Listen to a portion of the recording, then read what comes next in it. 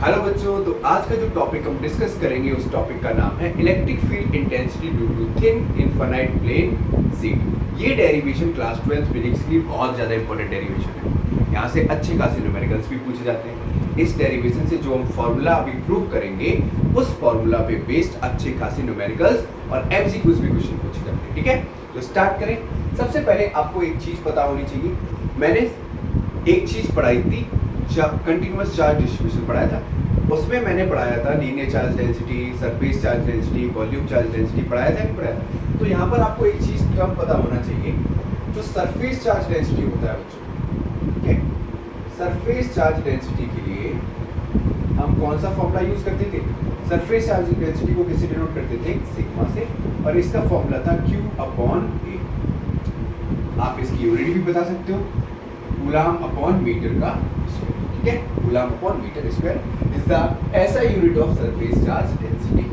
अब surface charge density बच्चों किसके लिए हम कंसीडर करते थे? प्लेन शीट के लिए। इसके लिए बच्चों प्लेन शीट। आपको कुछ कंडीशंस पता होनी चाहिए, फिर ये डेरिवेशन आप चुटकियों में सॉल्व कर लोगे। जैसे कि आपको पता है कि जो इलेक्ट्रिक फील्ड होता है, ठीक है, या सिंपल सा बोल दो पॉजिटिव चार्ज जो है, ठीक, इससे फील्ड लाइंस कैसे जाती हैं? आउटवर्ड जाती हैं। कैसे जाती हैं? आउटवर्ड। ठीक, अगर मान लो इस प्लेन शीट पे, ठीक है, नॉर्मल प्लेन शीट हमने बनाई है, ठीक है, ये कोई इनफाइनाइट लॉन्ग प्लेन शीट नहीं, एक नॉर्मल सी प्लेन शीट बनाई। अब मैं तुमसे ये पूछूं कि बच्चों ये बताओ कि इस पे जो चार्ज होगा, ठीक है, या इलेक्ट्रिक फील्ड की डायरेक्शन क्या होगी बच्चों? इसकी इलेक्ट्रिक फील्ड की जो डायरेक्शन होगी बेटा वो कैसी होगी? परपेंडिकुलर टू द सरफेस या perpendicular to the plane? Perpendicular to the plane या कह दो सरफेस। सही बात है।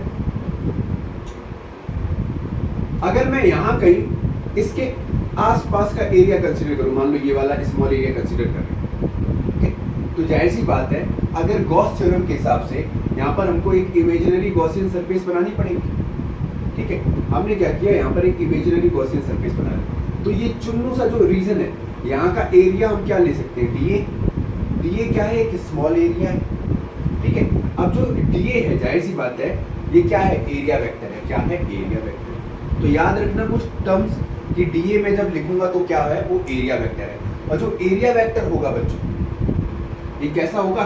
नॉर्मल होगा। कैसा होगा? नॉर्मल। ठीक है, नॉर्मल टू द सरफेस। मतलब जो एरिया वेक्टर होगा, अगर मैं यहाँ पर एक सिलेंड्रिकल गॉसियन सरफेस बना रहा हूँ तो एरिया वेक्टर कैसा होगा? ऐसा। ठीक है, ये होगा एरिया वेक्टर की डायरेक्शन। ठीक है, या हम एन कैप भी बोल सकते हैं। क्लियर हुआ? ठीक, अब हम यहाँ पर कुछ चीजें बता रहे हैं वो आपको याद रखनी है। इतनी चीज तो पता चल गई, सरफेस चार्ज डेंसिटी। कुछ बच्चों को ये फॉर्मूला नहीं याद होगा, है ना? अब याद हो गया होगा। फील्ड के साथ आगे बढ़ते हैं, ठीक है, कोई दिक्कत नहीं। अब यहाँ पर क्या कर रहे हैं बच्चों, हम एक infinite long plane sheet assume कर रहे हैं, ठीक है, जिसपे हमने क्या किया है? प्लस चार्ज एज्यूम किया है। ठीक है,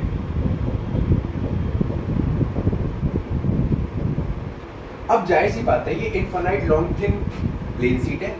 अब यहाँ पर हम क्या करेंगे? एक इमेजिनरी गॉसियन सरफेस बनाएंगे। तो जाहिर सी बात है इस प्लेन शीट से हमको कैसी गॉसियन सरफेस देखने को मिलेगी? Cylindrical Gaussian surface. कैसी मिलेगी?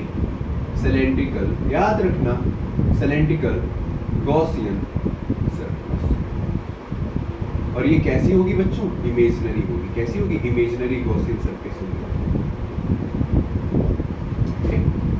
मतलब प्लेन शीट से हमको जो गॉसियन सरफेस ड्रॉ करनी है वो कैसी ड्रॉ करनी है? सिलेंड्रिकल शेप में। ठीक है बच्चों, इस वाले रीजन पे और इस वाले रीजन पे यहाँ पर हमने कोई पॉइंट मान लिया P, यहाँ पर मान लिया P डैश, और यहाँ पर एक पॉइंट है। इस पॉइंट से ये जो दूरी है वो कितनी है? मतलब R पॉइंट पे क्या है? R डिस्टेंस पे P पॉइंट है। ठीक है, R डिस्टेंस पे क्या है? P point. अब आपने अगर अच्छे से एज्यूम किया हो तो ऐसे समझ लो, प्लेन शीट ऐसी है, ठीक है, पेपर के फॉर्म में। अब पेपर के फॉर्म में मैं कैसे दिखाऊं तुम्हें? यहाँ पर सपोज करो ये पेपर है, ठीक है, ये पेपर, ये प्लेन शीट है। अगर मुझे इस पे चार्ज मान लो प्लस Q चार्ज रखा है, तो इलेक्ट्रिक फील्ड कैसी होंगी बच्चों? परपेंडिकुलर टू द सरफेस, मतलब आउटवर्ड। तो इलेक्ट्रिक फील्ड की डायरेक्शन कैसी होगी? अगर इस पे Q प्लस Q चार्ज है तो इलेक्ट्रिक फील्ड इंटेंसिटी कैसी होगी? इलेक्ट्रिक फील्ड की डायरेक्शन कैसी होगी? आउटवर्ड। ठीक, अब मान लो हमने क्या किया, इसको सिलेंड्रिकल गॉसियन सरफेस बनाई, तो सिलेंड्रिकल गॉसियन सरफेस ऐसी तो बनेगी, इस प्लेन शीट पे सिलेंड्रिकल गॉसियन सरफेस ऐसे बनेगी। तो ये इज द एरिया वेक्टर कैसा होगा इधर, और ये वाला कौन सा होगा? D is the area vector. ठीक है, तो एरिया वेक्टर कैसा है? आउटवर्ड। ये भी कैसा है? आउटवर्ड। बीच वाले रीजन के लिए C S A curve surface के लिए, कर्व्ड सरफेस एरिया के लिए या curve surface area of the plane sheet के लिए कैसा होगा एरिया वेक्टर? ऊपर की तरफ। बात समझ में आई? अब बच्चों ध्यान से सुनना, इस वाले रीजन के लिए जो इलेक्ट्रिक फील्ड की डायरेक्शन होगी वो कैसी होगी? ये सही है। इस वाले रीजन के लिए इलेक्ट्रिक फील्ड कैसी होगी? परपेंडिकुलर सरफेस, ऐसे आउटवर्ड। और एरिया वेक्टर की भी यही डायरेक्शन होगी। सेम फॉर इस वाले केस पे, इस वाले एंड पे देखो, प्लेन के इस वाले एंड पे देखो, ये जो सिलेंडर है इसके इस वाले एंड पे देखो, ये डीए क्या है?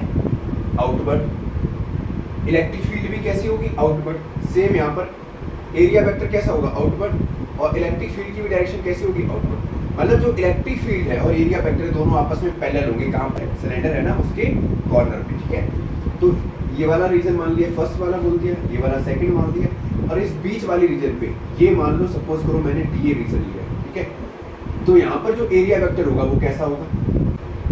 ऊपर की तरफ होगा।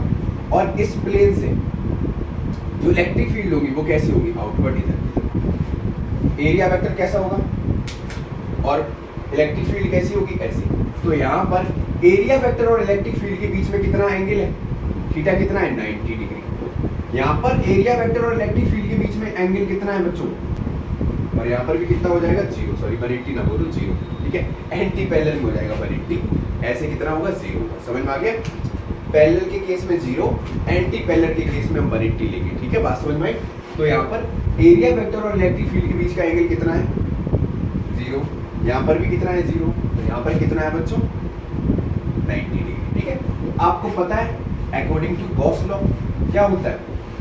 फाई बराबर होता है बच्चों E डॉट डी ए, या डी एस ले लो या डी ए ले लो। ठीक है, सिंपल सा है, ये फॉर्मूला होता है। अब हमको अगर टोटल फ्लक्स निकालना है तो नेट फ्लक्स निकालने के लिए क्या करना पड़ेगा?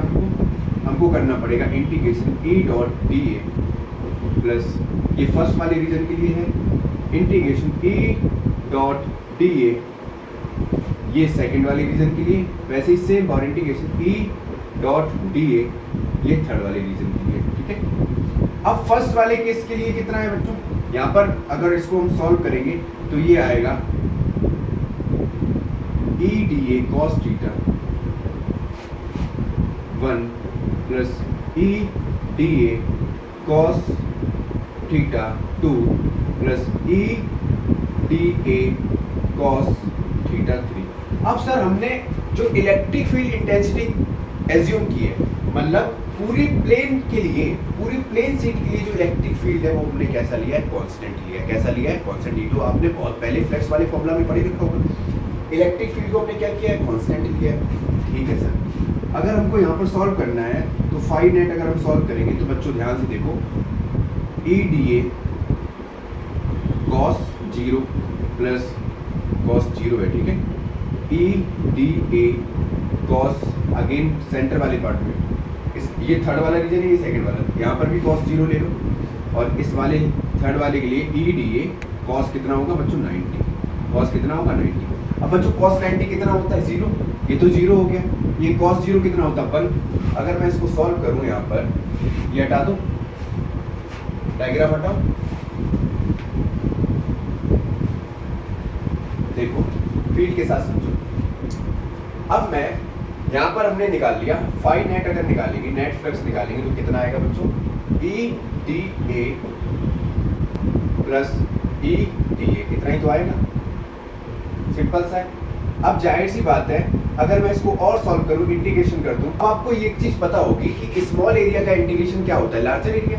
मतलब छोटे छोटे डी को हम ऐड करेंगे तो क्या मिल जाएगा? कंप्लीट एरिया मिल जाएगा। भाई इंटीग्रेशन का मतलब क्या है? एडिशन। तो इसको मैं ऐसे लिख सकता हूँ, ई ए प्लस का ई ए। ठीक है, हमने क्या किया? इसको सॉल्व कर दिया। या चाहो तो आप इसको इजीली बाद में सॉल्व कर सकते हो, अलग से मैंने डायरेक्ट सॉल्व कर दिया है, कोई दिक्कत तो नहीं है। आप चाहो तो पूरा सॉल्व कर लेना, वरना डायरेक्ट ऐसे लिखो तो कितना आ जाएगा 2EA, 2EA, ठीक है। ये निकल के आ गया नेट, फाई नेट। अब एक चीज आपने पढ़ी होगी, आपने अभी मैंने पढ़ाया था सरफेस चार्ज डेंसिटी कितना होता था, यहाँ पर हमने लिया था सिग्मा बराबर Q अपॉन A, ठीक। इसका भी कुछ काम होगा बच्चों। जो यहाँ पर Q हमने लिया है, ये जो Q है, ये चार्ज इनक्लोज इनसाइड आ गॉसियन सरफेस है, गॉसियन सरफेस है। मतलब जितना चार्ज गॉसियन सरफेस के अंदर है वो वाला चार्ज है Q इनसाइड गॉसियन सरफेस। याद रखना, बाहर वाले चार्ज से हमें कोई लेना देना नहीं है। जो सिग्मा बराबर Q अपॉन A है, मतलब टोटल चार्ज जो गॉसियन सरफेस के अंदर वाला है वो वाला लेना है। समझ में आ गया? आपने फॉर्मूला पढ़ा होगा, गॉस थ्योरम का फॉर्मूला पढ़ा था, क्या था? फाई बराबर Q अपॉन एप्सिलॉन नॉट, यही तो पढ़ा था। फाई बराबर Q अपॉन एप्सिलॉन नॉट, यही तो पढ़ा था, ठीक है। अब यहाँ पर क्या करना है, वैल्यू पुट कर दूंगे। फाई बराबर Q अपॉन एप्सिलॉन नॉट, और हमने यहाँ पर अभी क्या निकाला है, नेट फाई नेट बराबर निकाला है हमने 2EA, ठीक है, यही तो निकाला है। अब बच्चों यहाँ पर हम ये वाली वैल्यू रख देंगे, फाई की जगह कितना रखना है 2EA बराबर Q अपॉन एप्सिलॉन नॉट। इतनी बात समझ में आई? हाँ सर आ गई। अगर मुझे यहाँ पर निकालना है E निकालना है तो कितना आ जाएगा Q upon 2 epsilon not A, ठीक। अब बच्चों Q अपॉन A को हमने क्या बोला था, सिग्मा, क्या बोला था, सिग्मा। तो हमको एक चीज पता चल गई, E बराबर आ जाएगा सिग्मा अपॉन 2 एप्सिलॉन नॉट, जो कि हमारा निकल के आ गया। ये हो गया प्रूव, किसके लिए? Electric field intensity due to thin infinite plane sheet के लिए, जो कि बहुत इंपॉर्टेंट था। इसके बाद जो नेक्स्ट डेरिवेशन है उसमें बच्चों हम क्या करते हैं, दो इनफाइनाइट प्लेन शीट रख देते हैं बराबर, ठीक है। दो इनफाइनाइट लॉन्ग प्लेन शीट को हम सामने रख देते हैं, तो उसका डेरिवेशन क्या होगा वो नेक्स्ट वीडियो में देखेंगे। वो तभी आप समझ सकते हो जब ये वाला डेरिवेशन आपको आए, ठीक है। कोई दिक्कत नहीं। आपको सर ये कंफ्यूज हो रही हो, आपको ये कंफ्यूजन आ रही होगी सर डीए क्या है। बच्चों जब बहुत सारे डीए को हम ऐड करेंगे, क्यों, डीए क्या है, स्मॉल एरिया। अब जो प्लेन्स हमने सीट ली है, गॉसियन सरफेस, जो सिलेंड्रिकल गॉसियन सरफेस बनाई है, उसके छोटे छोटे हर पॉइंट के एरिया को ऐड करेंगे तो क्या मिलेगा, वो सिलेंड्रिकल गॉसियन सरफेस पे सरफेस का टोटल एरिया मिल जाएगा आपको। तो वही टोटल एरिया निकालने के लिए हमने क्या कर दिया, इंटीग्रेशन किया है। क्या किया है, इंटीग्रेशन। समझ में आ गया? इंटीग्रेशन जब डी का करेंगे तो हमको क्या मिल जाएगा, कंप्लीट एरिया मिल जाएगा प्लेन शीट का, ठीक है। Q अपॉन A, जो Q इनसाइड वाला है, याद रखना, Q अपॉन A का मतलब है जो गॉसियन सरफेस के अंदर का चार्ज है पर यूनिट एरिया।